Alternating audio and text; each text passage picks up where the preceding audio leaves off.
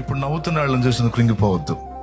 ఇప్పుడు నీ దీన మనసును బట్టి నీ మీద సాగించుకుంటున్న వాళ్ళని చూసి నువ్వు కలత చెందొద్దు, నువ్వు కృంగిపోవద్దు, నువ్వు అధైర్యపడొద్దు, నువ్వు విచారపడొద్దు, విస్మయం అందొద్దు. నేను నీకు నియమించిన తగిన కాలం ఒకటి ఉంది. అప్పటిదాకా నా బలమైన చేతి కింద దీన మనస్సు కలిగి ఉండును. నీకెందుకు అట్లుండు చెబుతా. నీకు నేను నిర్ణయించిన కాలం ఒకటి ఉంది.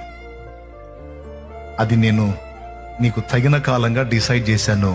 ఆ కాలంలో ఆ కాలములో నేను నిన్ను హెచ్చించబోతున్నాను. అది ఆత్మీయంగా హెచ్చిస్తాడో, భౌతికంగా హెచ్చిస్తాడో, ఎలా హెచ్చిస్తాడో అక్కడ రాశాడు. భౌతికంగా హెచ్చిస్తాడు, ఆధ్యాత్మికంగా కూడా హెచ్చిస్తాడు.